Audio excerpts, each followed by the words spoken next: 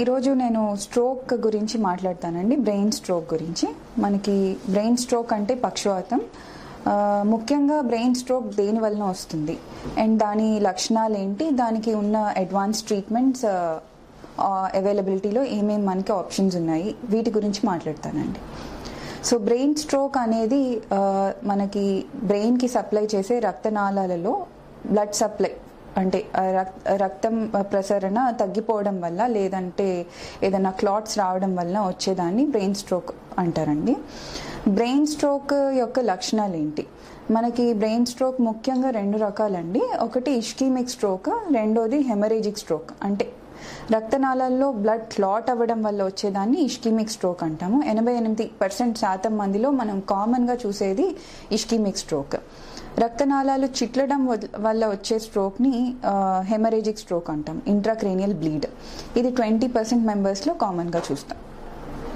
ముఖ్యంగా ischaemic stroke గురించి వస్తే అది 2 టైప్స్ అండి. మళ్ళీ anterior circulation stroke, posterior circulation stroke. అంటే ముందు బాగాన ఉన్న బ్రెయిన్ బ్లడ్ వెజల్స్లో బ్లడ్ క్లాట్ అవ్వడం వల్ల వచ్చే స్ట్రోక్ని యాంటీరియర్ సర్క్యులేషన్ స్ట్రోక్ అంటాము.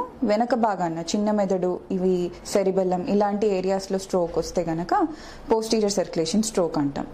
యాంటీరియర్ సర్క్యులేషన్ స్ట్రోక్ యొక్క లక్షణాలు ఏంటి అంటే, కామన్గా మనం అందరం ఒక సైడ్ కాలు చేయి పడిపోవడం కానీ, మూతి వంకర పోవడం కానీ, లేదా మాట తడబడడం కానీ, మాట ఆగిపోవడం కానీ, ఇట్లాంటి సిమ్టమ్స్ చూస్తాం యాంటీరియర్ సర్క్యులేషన్ స్ట్రోక్లో.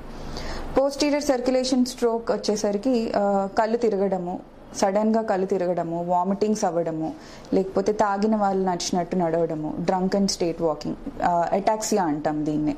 లేదు అంటే చూపు మందగించడము, చూపు డబల్ విజన్ అంటాము, రెండుగా కనిపించడము, లేకపోతే మింగడం ఇబ్బంది రావడము, ఇలాంటి లక్షణాలు కనిపిస్తాయి పోస్టీరియర్ సర్క్యులేషన్ స్ట్రోక్లో.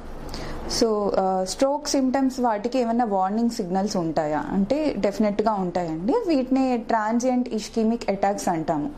ఇవి మైనర్గా ఒక 5 minutes ఆర్ 1 hour డ్యూరేషన్ వచ్చి వెంటనే తగ్గిపోతూ ఉంటాయి.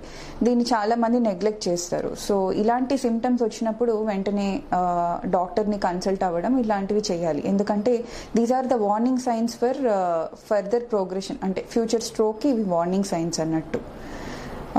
ట్రీట్మెంట్స్ గురించి మాట్లాడితే, స్ట్రోక్ ట్రీట్మెంట్స్కి మనకి స్ట్రోక్ వచ్చిన వెంటనే గనక హాస్పిటల్కి రావడం జరిగితే, స్ట్రోక్ స్పెషలిస్ట్ ఉన్న హాస్పిటల్కి రావడం జరిగితే, ఒక 4.5 hours లోపల, ఈ గోల్డెన్ పీరియడ్ అనే టైం లోపల రాగలిగితే దీనికి కొన్ని ఇంజెక్షన్స్ అవైలబిలిటీలో ఉన్నాయండి. ఇవి ఇవ్వడం మూలాన ఈ ఇంజెక్షన్స్ ద్వారా ఏమవుతుందంటే ఆ బ్లడ్ క్లాట్ వెంటనే కరిగిపోయి సిమ్టమ్స్ కంప్లీట్గా రికవర్ అయ్యే ఛాన్స్ ఉంటుంది.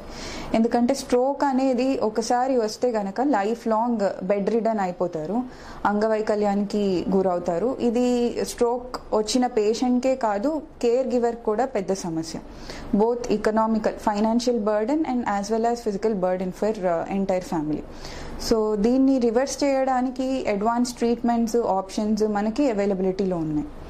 సో ఫస్ట్ థింగ్ నేను ఇందాక మెన్షన్ చేసింది, ఆ గోల్డెన్ పీరియడ్లో గనక పేషెంట్ హాస్పిటల్కి రీచ్ అయితే గనక థ్రాంబోలైసిస్ అనే ఆప్షన్ ఉందండి.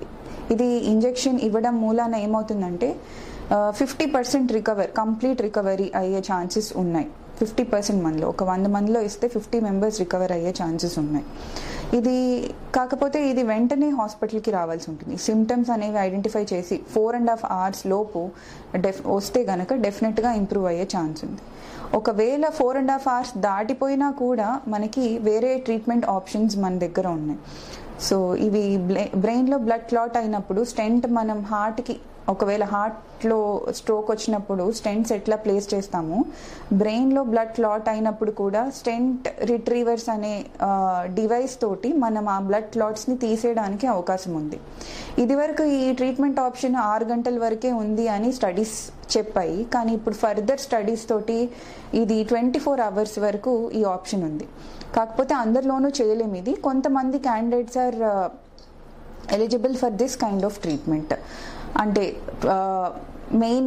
మేజర్ బ్లడ్ వెజల్లో క్లాట్ ఉన్నప్పుడు ఇలాంటి సర్జికల్ ఆప్షన్స్ అనేవి డెఫినెట్గా యూస్ఫుల్ అవుతాయండి. ఈ ట్రీట్మెంట్ తీసుకుంటే కనుక వెంటనే రికవరీ ఛాన్సెస్ ఉంటాయి. బ్రెయిన్ స్ట్రోక్ వల్ల వచ్చే లైఫ్ లాంగ్ డిజేబిలిటీని మనం అవాయిడ్ చేయొచ్చు.